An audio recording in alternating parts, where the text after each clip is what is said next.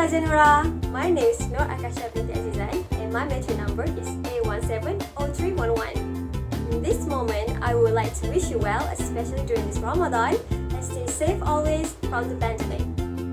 By the way, I would like to present to you my emails, which is formal and informal. So, without wasting our time anymore, let's get to it!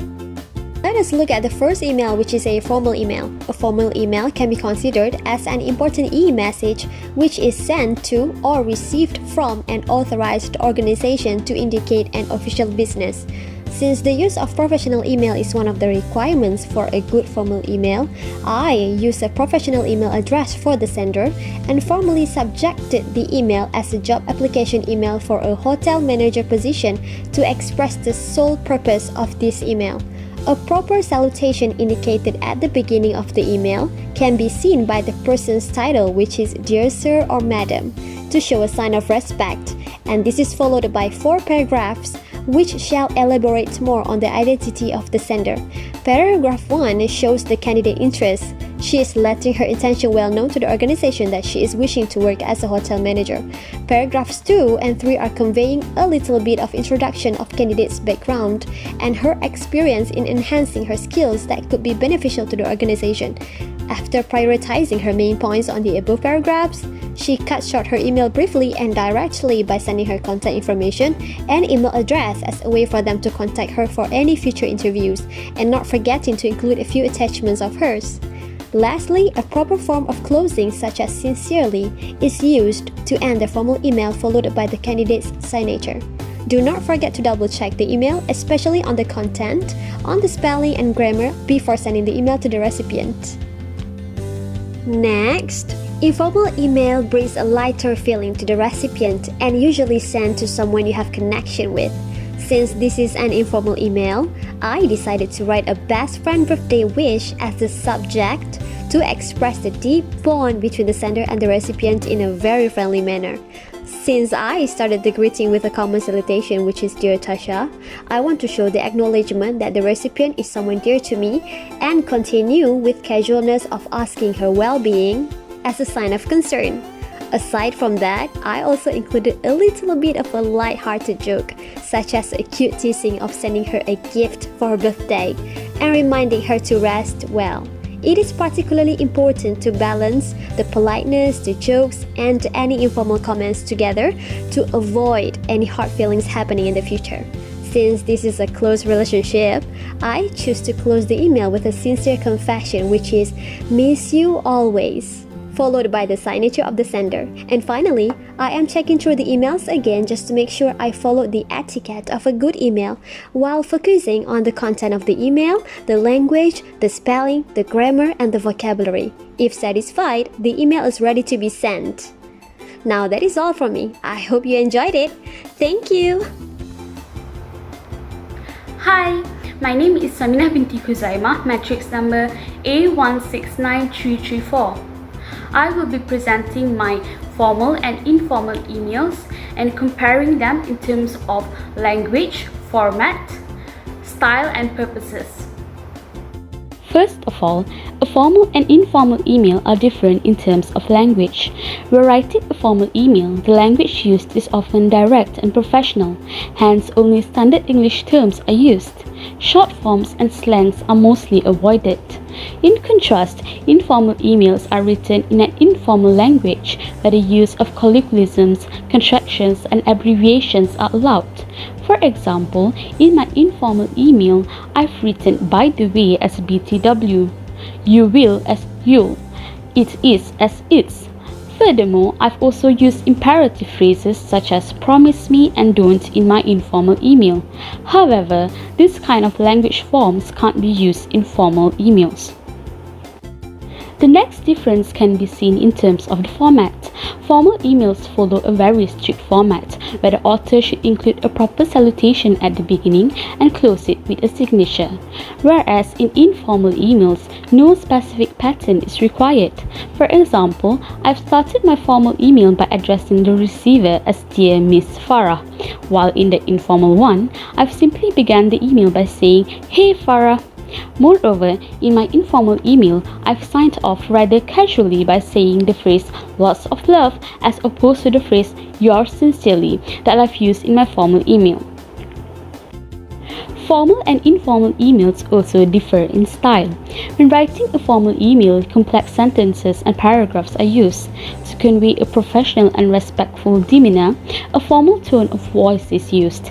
On the other hand, informal emails often reflect casual conversations where simple sentences are used. As long as the message is understood, there's no need for proper sections. The tone is often friendlier and more intimate. For example, I've written my informal email in a friendly way with the use of emoticons, while my formal email sounds more professional as each section is divided to make the email clearer, properly framed and well organized.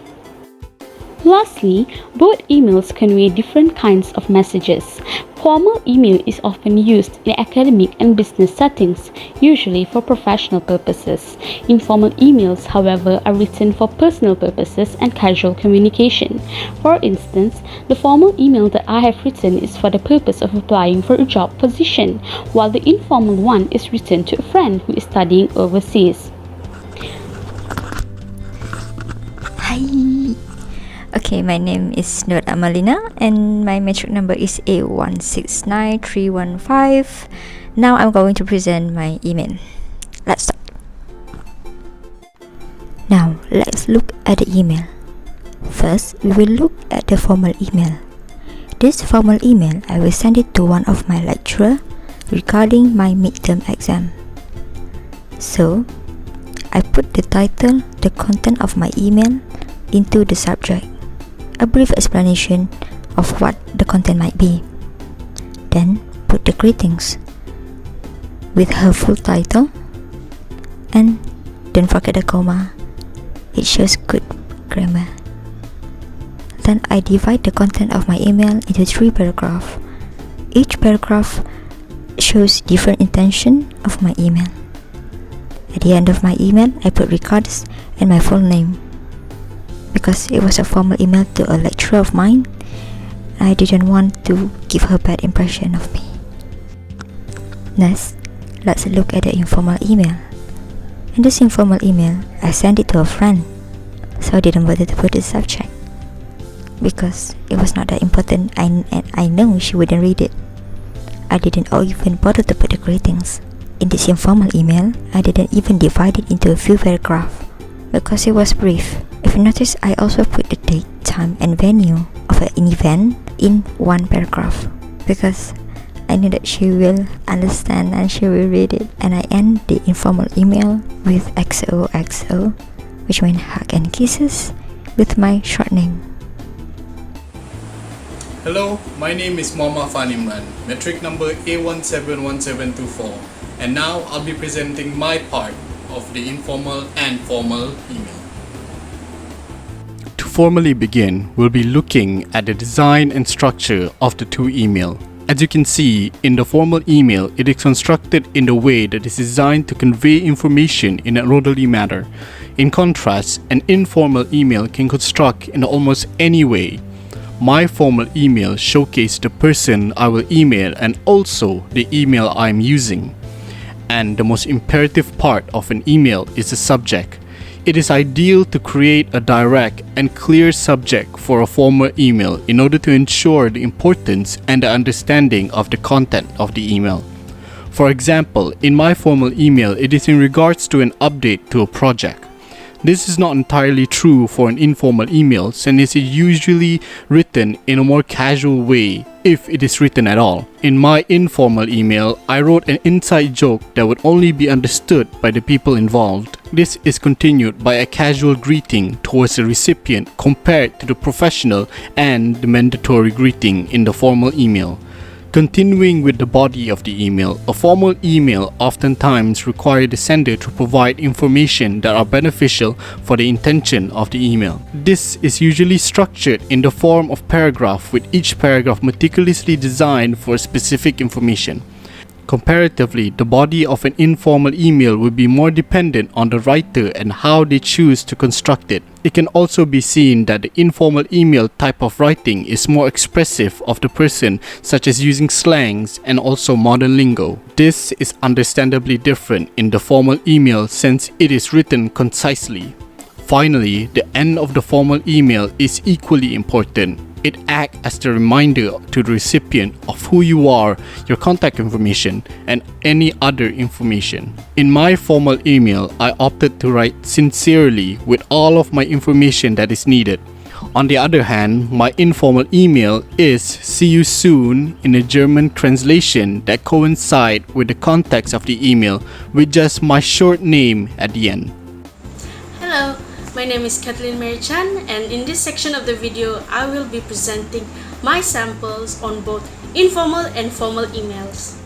Let me begin explaining the differences of both emails from the aspect of its format and style.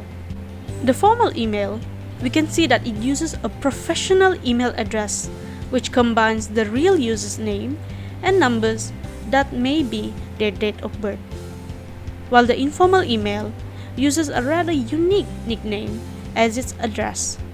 Moving on, for the subject's line, both emails uses keywords that explain exactly what the sender intends to say, but the differences that indicates which and which lies on how the sender writes it.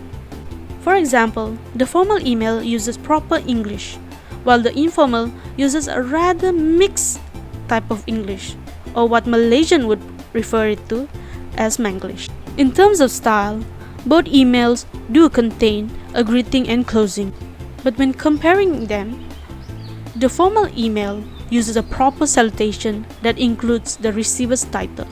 For example, Mr., Sir, Madam, Doctor, and so on. It can be said the same for the closing, as one can use yours sincerely, best, yours cordially, and so on. Informal emails, on the other hand, sometimes doesn't contain salutation or closing, but this mostly depends on how the sender writes it. Moving on to language. The formal email uses a rather formal language. It uses complete sentences with polite phrasing, while the informal email contains a lot of slangs, and it as well uses emoticons and short forms. For example, HMU. This means hit me up. Last but certainly not the least, the purpose. We can instantly identify the purpose of both emails. But what draws the line is how it is written. For example, the formal email prioritizes the most important info at the first paragraph, which is to apply for an internship. This was stated very clearly, and it as well included necessary attachments to help further clarify what is needed to be. And yes, the informal email does the same, but it was written in a very casual manner. So, there you have it. That's the differences between informal and formal email. I hope this clarifies to you a lot.